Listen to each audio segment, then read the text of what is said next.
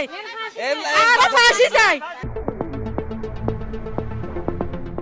চট্টগ্রাম নগরীর আকবর শাহ থানার বিজয়নগর এলাকা 14 বছরের কিশোরীরে ধর্ষণের পর হাতে নাতে ধরা ফেললে স্থানীয়লে রাইহান নামে এক যুবকরে গণপিটুনি দিয়ে পুলিশরে ধরে দেয়। স্থানীয়লে জানাই এই ব্যক্তি অন্য এক ধর্ষণ মামলাত কেবল জামিনত বাড়ি আইয়ে আবারও ধর্ষণ করছে। উনি একে এরকম দুইটা কাজ করছে, ওটাও ধর্ষণ জোর করে একটা মেয়েকে ধর্ষণ করতে নিয়ে গেছে পাহাড়ের উপরে। এবারও সেম, ও টাকার বাহাদুরি দিয়ে চলে আসি এলাকায় চুরিদারি করি, কেস মামলা টাকাগুলো পরিশোধ করে আর এগুলো করে ভাইয়া। জুনের 26 তারিখ কুমিল্লার মুরাদনগর উপজেলার রামচন্দ্রপুর 5 কিত্তা গ্রামত একজন হিন্দু নারী ধর্ষণের শিকার হয়। ওই ঘটনার প্রধান অভিযুক্ত ফজর আলী সহ 5 জনরে গ্রেপ্তার করে র্যাব ও পুলিশ। ইন্দি নোয়াখালী জেলার চরজব্বার থানার ধর্ষণ মামলার প্রধান আসামি মোহাম্মদ সিরাজউদ্দিনেরও চট্টগ্রামের জুরারগঞ্জ এলাকাত গ্রেফতার করে র্যাব। অন্যমিকা ময়মনসিংহত 6ষ্ঠ শ্রেণীর এক শিক্ষার্থীরে ধর্ষণের ঘটনাত গ্রেফতার হয় 2 ব্যক্তি। এগিন গত কয়েকদিনে বাংলাদেশের বিভিন্ন জায়গার মধ্যে ঘটিজন্য কিছু ধর্ষণের ঘটনা। এসব খবর পত্রিকা তাইয়ে মানুষ সোশ্যাল মিডিয়ার মধ্যে খুব জারে, কেউ কেউ স্বস্তির নিঃশ্বাস ফেলে, অন্তত অপরাধী তো ধরা ফুজে। কিন্তু আরা খুব কম সময়ে খেয়াল রাহি এই মামলাকে শেষ পর্যন্ত হরে যায় রেতিয়াই। বিচার হয় কিনা, শাস্তি হয় কিনা তা আর জানা নয়। তথ্য ঘাটিয়ে জানা গিয়ে ধর্ষণের মামলার সাজা নিশ্চিত হইবার হার আশঙ্কাজনকভাবে হম। বোর সময় এই হার 3% নিচে নামে আইয়ে, হন হন অঞ্চলত তা 1% হম। অর্থাৎ ধর্ষণের অধিকাংশ মামলাতেই অভিযুক্ত হলে শাস্তি নফায়। এই বিপুল সংখ্যক বিচারহীনতার পিছনে আছে নানা আইনি ফাঁকফোকর ও বাস্তব জটিলতা। ধর্ষণ মামলার সর্বোচ্চ শাস্তি মৃত্যুদণ্ড নির্ধারণ করা হইলেও বাস্তবে দেখা যায় অভিযুক্ত ব্যক্তি কয়েক মাসের মধ্যেই জামিনে বেরিয়ে। যখন বইতেন লাগবেন যে কি অ্যারেস্ট হই, হ্যাঁ হয়তো বা ওই সোল অ্যাকিউজড, কিন্তু তারপরে ওই যে আইনের উগ্র প্রিন্সিপালস অফ ন্যাচারাল জাস্টিস, তো এটা কিছু জিনিস আছে যে অকারণেই অনেকে আর মানবিক অধিকার ক্ষুণ্ণ করিতে না পারবেন। তো এই বিবেচনায় আসলে উগ্র আসামিরও তখন কিনা ওই যে মানবিক দৃষ্টিকোণ উল্লায়ও চলে আয় আর কি। আইনজীবী হলে জানায় ধর্ষণ মামলা প্রমাণের ক্ষেত্রে এখনও সবচেয়ে বড় চ্যালেঞ্জ চলতে যথাসময়ে সঠিক মেডিকেল ও ডিএনএ রিপোর্ট নফন। বোর সময় ধর্ষণের পর পরীক্ষা বিলম্ব হয়, ফলে শারীরিক প্রমাণ নষ্ট হয়ে যায়। আবার মামলার প্রাথমিক তদন্ত গাফিলতি, সঠিকভাবে সাক্ষী নতোলা কিংবা জবানবন্দি সংগ্রহত ঘাটতির কারণে আদালতত অভিযোগ নটিকে। ব্যক্তিমত তো আসলে ন্যায় বিচারালয় তো কোর্ট মিতি তো বারবার আইন করে। তো এই যে কোর্ট যেহেতু আয়োগ না কেন কোর্ট বিলিং যে আয়নার বা এই যে যাতায়াতের যে বিষয়গান আসলে তো অনিরাপদ হয়তো ইয়ানো যারা বিশেষ করে এই যে দর্শক তারা তো গ্যাং থাকে বা তারা তো আসলে বিভিন্নভাবে তারা শক্তিশালী।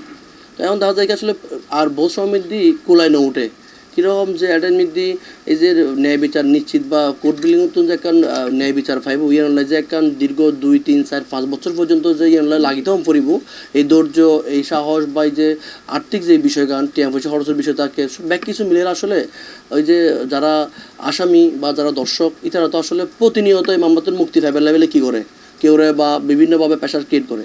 তো আসলে একটা পর্যায়ে বোধকে কিন্তু হাল ছাড়ি দেয়, ইয়ে কিন্তু মূল বিষয়।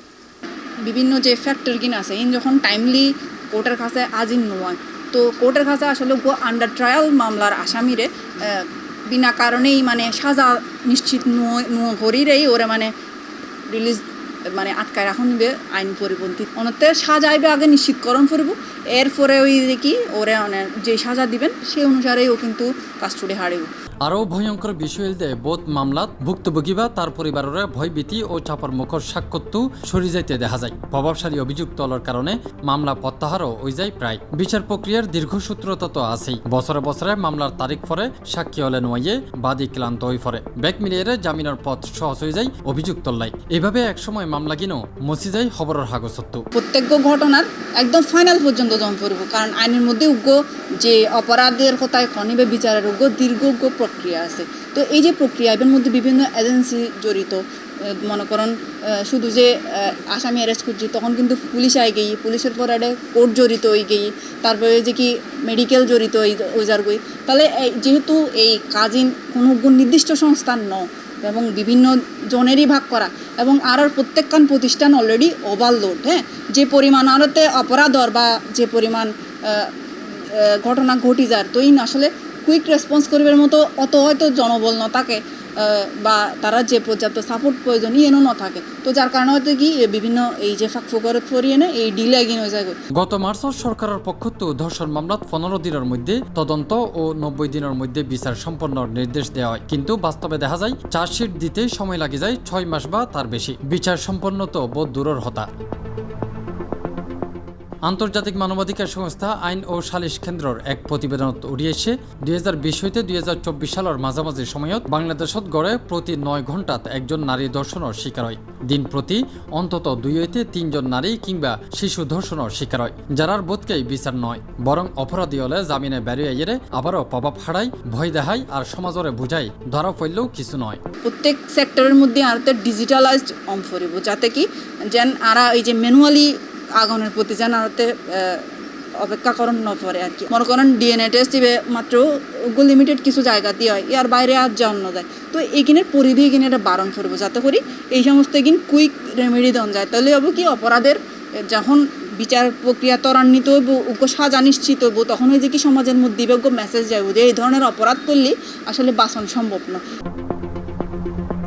এই সমাজত ধর্ষকর বিচারের খবর আরা খুব হমিউনি আরা কেবল উনি ধর্ষণের খবর ইয়ার পরে অভিযুক্ত গ্রেফতার এই পর্যন্তই আরার ন্যায়ভুদর পরিধি তারপর মামলা গিন হরে যায় হনে জানে অথচ বিচার ন মানেই আরো অজ্ঞা সম্ভাব্য ধর্ষণের অনুপ্রেরণা তাফিম আলমগীর C+ TV চট্টগ্রাম।